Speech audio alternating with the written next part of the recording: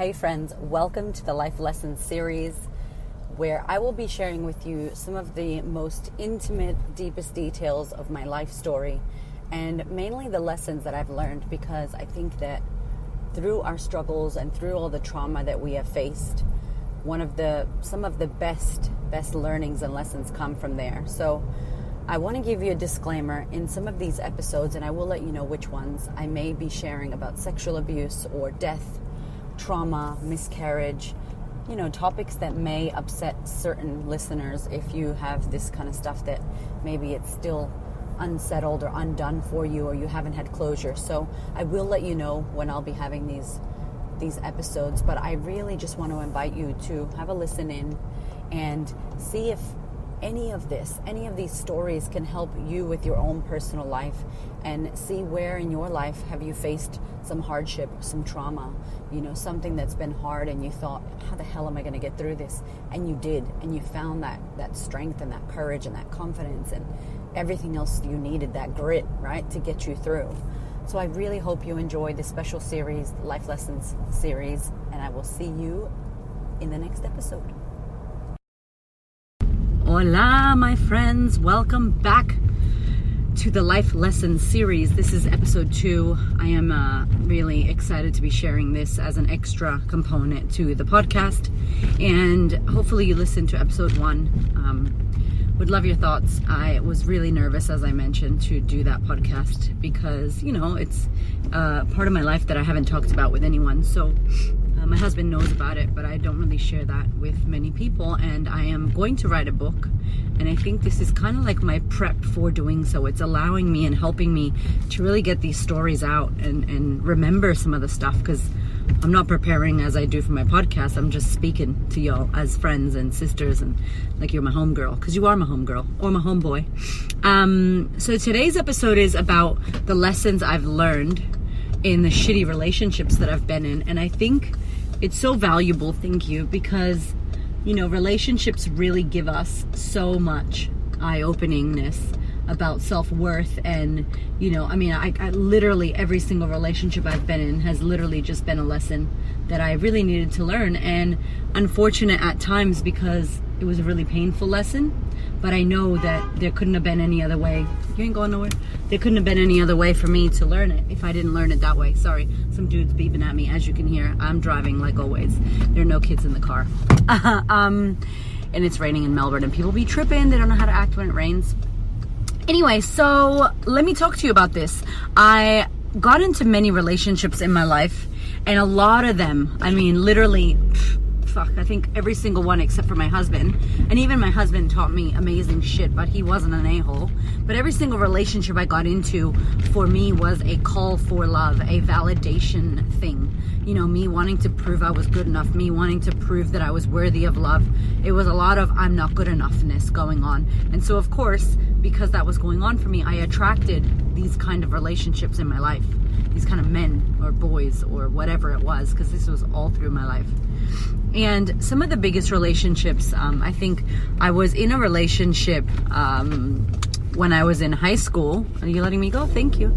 I was in a relationship when I was in high school with this guy who was super popular, the popular kid that everybody wanted to be with, and wasn't really that lovely to me. Treated me a little bit like, he was cool and I was not. He was older, I was younger, and so it was a relationship where he was cool and I was not. Even in the relationship, how he treated me, I don't think he told anybody that we were together for a while. And it was like I was sweating him, like I was all over him, and I wanted to be with him and like, give me love, give me attention. And I swear, y'all, I think a lot of this shit is connected to my daddy issues. I'm sure I have daddy issues because my dad left when I was 2. And, I didn't like my dad. I didn't care for him at all. I was pissed off with him. But I'm sure that it's connected to that lack of male. I'm sure there are studies that have been done that, validate that lack of male influence in your life. And so daddy issues, mommy issues, all kinds of issues. And so I think that really where it showed itself the most was when I was older. So I had this guy in high school, and then after I finished that relationship, I dated another guy who was a drug dealer, and that was interesting. And then after that, I ended up meeting Gio, who was my husband. I ended up marrying Gio, and if you don't know already, Gio and I, we were together for 7 years, married 5 years, and he ended up passing away. And that's a whole nother podcast that I want to share with you, because that experience was huge, the hugest experience I've had yet to this day. So I met Gio when I was 16. He was in my Spanish class, and I didn't notice him because I was dating this other guy. And when I get in these relationships, I don't really see, I'm very like tunnel vision, and it's almost like fearfully, like, not that anybody's hitting me, but it was like fearfully, like I'm not allowed to look at anybody else. I'm not allowed to let my eye wander. And I literally didn't even see Gio in my class. And Gio sat in front of me. And one day he came to class late, and I was not in the relationship anymore. And he looked really hot. And I was like, who is this man in my class? This cute man, this cute dude.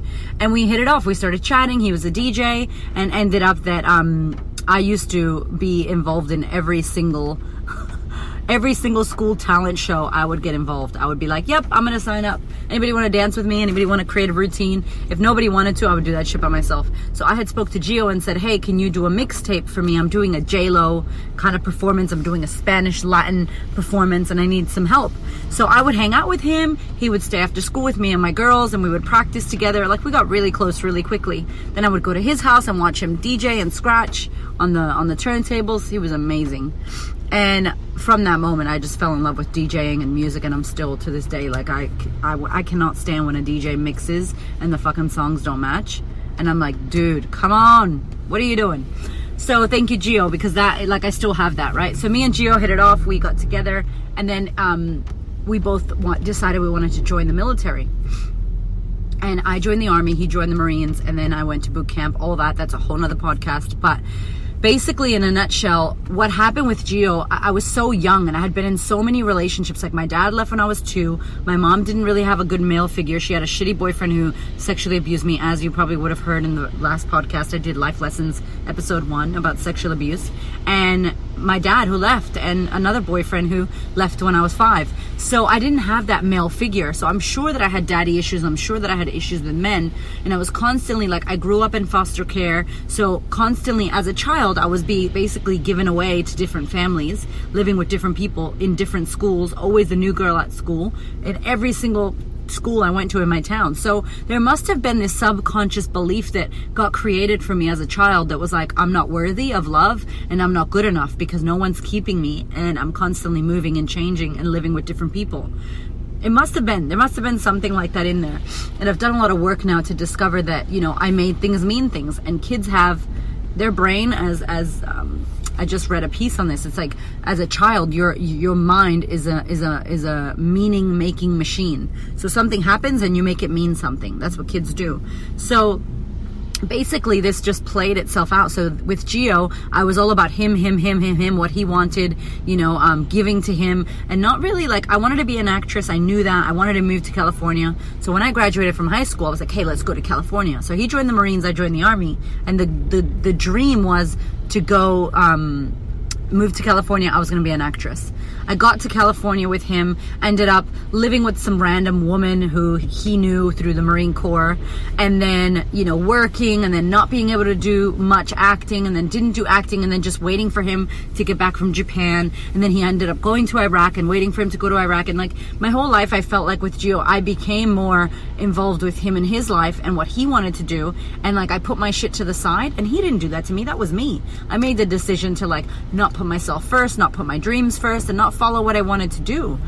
And it was so weird because I didn't learn that from my mom. I didn't learn that from anyone. I just ended up going, oh, I'm just going to be his wife, and I'm just going to, follow him around, and let's see what he wants to do. And when he got back from Iraq, I remember, I felt so bad that he was in the army or in the military and at war. He was in the war for so long that I was like, why don't we move to Florida? We lived in California. Why don't we move across to Florida? You can go to school to be a DJ, because he wanted to be a recording artist and do production. And, he went to school, and I ended up going full-time in the Army, 9 to 5, Monday to Friday. So that's not what I wanted to do, but I did it so that he could go to school. So again, giving. And let me tell you, the next year, the year after we moved to Florida, we got into a drinking and driving accident. He was driving. I was drunk. He was drunk. We went out that night to a club. Someone invited us. We had no money. We had no money for gas. We had no money to go out. But someone was like, I got a booth. And in America, people get booths, which means like they pay money and you get drinks and you can invite people, VIP, whatever. So we went there. I'll never forget. We drove there. The booth had a pole, like a pole dancing pole in it. And I remember that night like getting drunk and climbing up the pole and pretending I was a pole dancer and going really backwards with my back and arching my back. And it was crazy, like massive mobility in my back. And literally that night when we left, drinking and driving, we were going the maximum speed. In Australia, that's 280 kilometers an hour. In America, I think it's 180. I don't know, whatever the speedometer at the end goes to, that's what we were going. All of us fell asleep on a main road in Orlando, Florida, in 5th gear, in the Mitsubishi Evolution, Fast and the Furious car. That shit was insane. We ended up, it was crazy because we were driving and we all fell asleep, and something happened. We passed our house and we went through a red light, and for some weird reason that woke me up. I woke up and I was like, hey, we passed the house. And we ended up, I opened my eyes, I got up, I looked up, I was sitting in the middle with no seatbelt on, once again, making sure everybody else had a seatbelt. I didn't have a fucking seatbelt on. Ugh, women, we care and worry too fucking much about everyone else and not ourselves. Like, I could have easily put a seatbelt on and then told them to put their seatbelt on. I didn't. So I was in the back, I realized, I sat up, and I remember seeing ahead of me that we were heading towards this like ditch, and there was a store, and I was like, we passed the house. And then all I saw was my eyesight tilted and it went black, and I didn't open my eyes again until I had these cold metal scissors cutting my expensive jeans. At the time, they were from Express, and they were expensive. They were $80 jeans, y'all, and back in the day that was expensive, and it's still kind of expensive if I'm gonna keep it real. $80 jeans. And I remember my jeans, and they were cutting my jeans, and it was ridiculous. I'll never forget that feeling. And I looked up, and I'm in a hospital, and I can hear Gio screaming, and it was fucking crazy. And what had happened was we hit a ditch. Our car flipped backwards, so I was headed towards hitting this van that then pushed us into a tree that then pushed us into a store. So we hit a store, a convenience store. I was ejected out of the car. The back windshield, I broke it with my body, landed 25 feet in the air, went up, landed halfway on the wing and halfway on the van that we were in. I broke the back of this Mitsubishi Evolution. It's like the Fast and the Furious car. It's got one of those big carbon fiber hood things, wings. I cracked that open and I broke my back. Gio was in a coma, so his head had swollen up.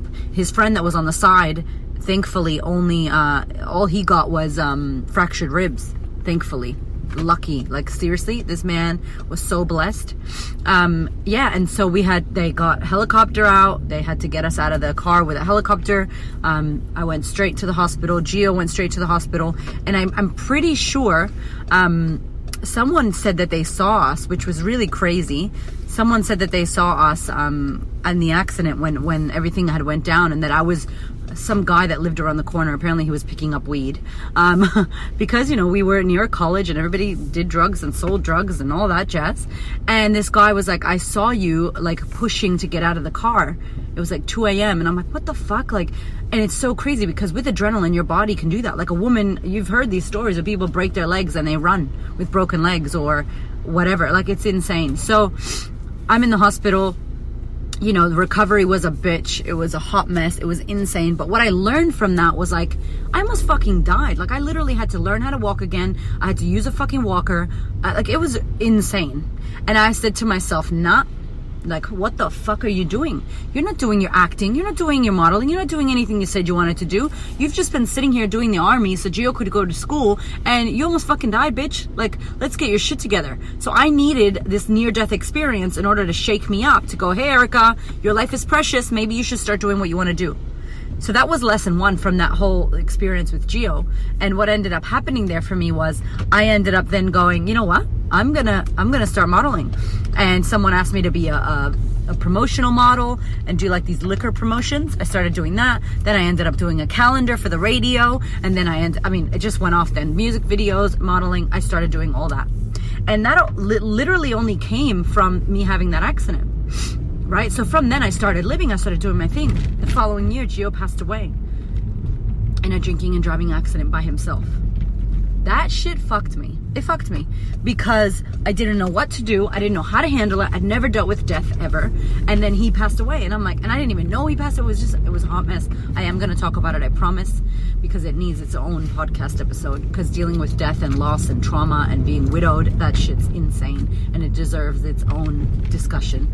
But after that, I felt straight away. I had friends in the modeling industry, and this guy named Marlon, who was my good friend, ended up, like, you know, he had feelings for me, ended up dating him almost straight away, like 3 months or 4 months after Gio died. I said, you know, I moved out of the house we lived in because I couldn't live in the house, and I ended up getting a roommate, and I just hooked up with Marlon. I'm like, yep, Marlon, be with me. I need a man. I can't do this by myself, which was bullshit. I love Marlon. He's lovely, but I wasn't in love with him, and he was lovely, y'all. He was romantic. He was gorgeous. He was lovely. He was beautiful. Nothing wrong with the child. Nothing wrong with the man, okay? Amazing dude. I just didn't love him. I didn't have that for him. But I was pretending that, yep, he's going to be the one for me. The new Gio. He's my husband. I got to be with him. Can't do this thing called life without a man.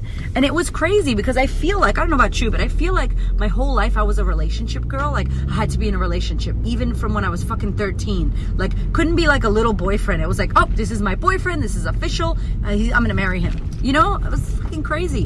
And Gio, I was a virgin until I was 17. Like, or 18. I didn't have sex with anybody. I just didn't. I thought everybody was nasty and dirty. I was like, I ain't doing it, you know? And that sexual abuse thing threw me off. I was like, nah, I'm not having sex with anyone.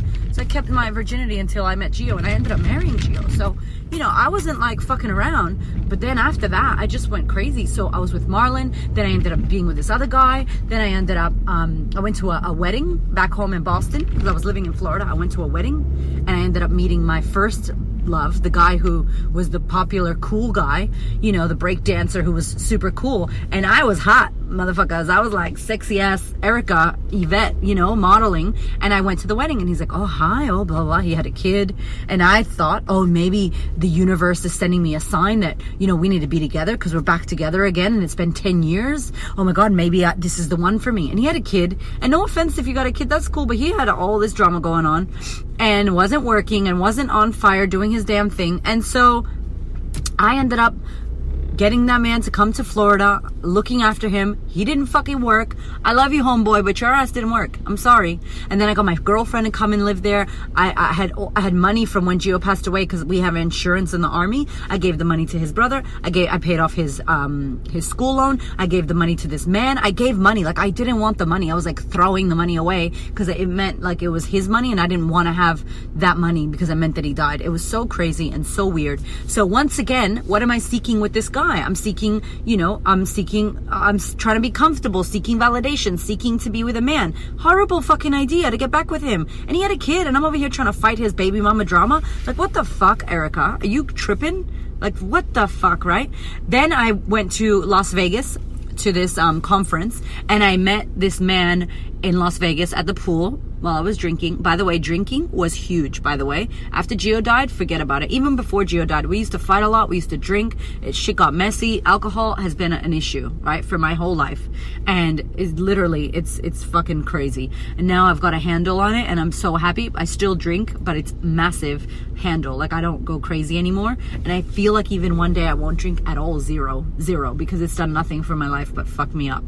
So, and it's not alcohol's fault, it's my fault, right? My decisions. But I digress. Anyway, so that was that. So I went to Las Vegas to this hair show, met this Australian man. He had a $10 note, and I was like, what the hell is that? He's like, this is all $10. I can't do the accent. I'm so sorry. I've been in Australia for like 9 years, and I still can't do the accent. It sucks. So anyway, it was like his $10 note, and I'm like, this is so cute. This is money. It's like blue, and it looks like, you know, it looks like plastic. It is not real. And so that got the conversation going. So of course, go ahead. So of course, we were like chatting. We got together. He ended up coming to America, and you know, we where did he go? Not America. He ended up coming to Miami. I was living in Florida, so he came to Miami. I went to see him, and we stayed connected on Skype. We stayed connected on phone. I ended up going back and telling this guy, like, listen, I don't want to be with you anymore. You need to go back to back to Boston, back to your baby mama drama. I can't handle it. And just ended that relationship, right?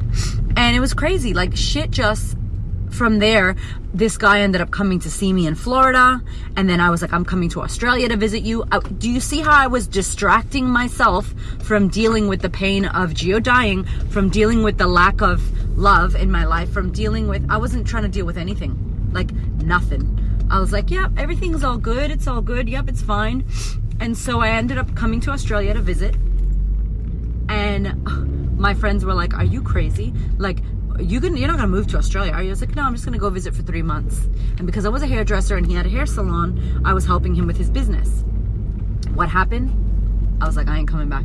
I told my friend Ashley, I love her to death. I was like, can you sell all my shit for $1,000? I don't care how much. I don't even give a fuck. I got a car. Ask Mama Lopez. She's like my army mom. She's literally like my mother, this woman. Ask her to sell my car for me. I'm not coming back. I'm done.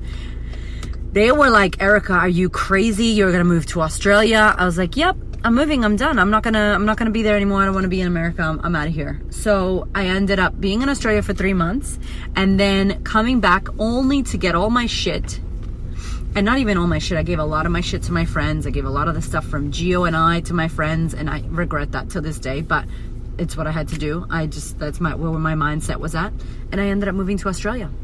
And now this man that I met was very lovely on Skype and beautiful and amazing and so nice and blah, blah, blah.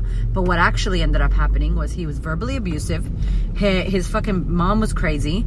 I love you, dude, but your mom was tripping. And everybody thought I was trying to take his money when really I was making the motherfucker money. I blew his business up so much so that his business head office hired me and sponsored me for 4 years in Australia. And I was killing it. I know I was killing it, right? And so long story short, I realized that, fuck, I am in this relationship and this dude doesn't value me and verbally abusive and I don't want to have this life. And I ended up saying, I'm done. I'm not going to do this anymore. I'm going to stay in Australia for a little while, but I am not going to I'm not going to be in a relationship where I'm getting treated like shit. So I ended up leaving that relationship, moving into the city in Sydney, went crazy, did cocaine, which I'd never done before, went a little bit loco, and ended up meeting someone else from Melbourne. Another guy. Same fucking guy, you guys. The same guy I just dated, I met him again in a different fucking face and body. No, like he was lovelier. He wasn't verbally abusive, but crazy family. I wasn't good enough. I was shit. I had to clean up my act in order for me to meet him and his family. I was just like this lack of validation situation happening, like to the extreme. And so once again, I wasn't good enough. And I had to prove to this man that I was going to be good for him and that I was going to be, worthy of love and worthy of all the stuff. And once again, it was just another shitty relationship. And then I moved to Melbourne for this shitty relationship. So what I'm trying to tell you is I made the same fucking mistake with a different dude. Same energy, different face. Does that make sense? And the lesson there was, dude, like you are good enough. You don't need to prove that you're good enough to these men. And even when you prove, even when I people pleased, even when I tried to erase my past and I was dating this one guy. I think I told you all already in the podcast. I couldn't fucking sneeze. I couldn't sneeze the way I sneeze. I sneezed really fucking loud because it was like not okay to do that, and his parents didn't like it and he didn't like it. His mom didn't want me to wear red lipstick. Like I had to be this fucking princess. I'm not a princess. I'm a fucking badass rocker bitch crazy motherfucker who's loud, and I swear this is me. And I was trying to be like, I don't know what I was trying to be, this culturally different person, and it was a cultural shift, and that wasn't happening for me. So anyway, I learned a lot about myself in those shitty ass relationships that I decided to get into. And at the end, like realizing that I wasn't making anybody fucking happy anyway. And I was really making myself unhappy, and I still wasn't good enough. So thankfully, the universe hooked me up and said, listen, it took that man away. He dumped me before my birthday. I was training with my husband, Hamish, my personal trainer. He was my personal trainer, who, again, I didn't even see how hot he was. My husband's hot as fuck, y'all. His eyes match his skin color. He's got like a 92 pack. His ass is amazing. Beautiful man. Gorgeous penis. He's just hot, right? I'm just keeping it real. And so I didn't see him. He was training me, but I couldn't physically see him, like he didn't exist. It was crazy. And it was because I had that fucking tunnel vision with the last guy I was with. And so, go ahead. With that last guy I was with, and I'm like, fuck, this is insane. So ended up, I got broken up with on my birthday. I saw Hamish at the gym, and I was like, hey, Hamish. No, I saw him at the food court, and he was like, are you okay? I'm like, yeah, I'm fine. so-and-so broke up with me, but I'm okay. I'm going to be fine. Can I see you more? Can we have more sessions? Because I need to keep myself busy. Because I was full on like about to have ice cream and sit on the couch, eat, pray, love, Sex in the City, it up. And he's like, yeah, let's hang out. So ended up, we started seeing each other more. We started hanging out. He was really lovely. He invited me to his birthday. And then I met his life coach, who obviously totally changed my life.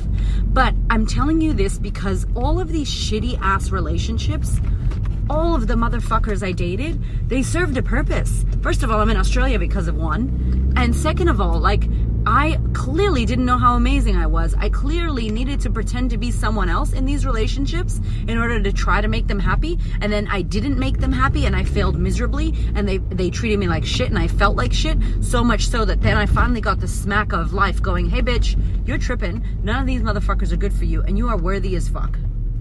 And I had to learn that shit the hard way. But sometimes, y'all, you have to.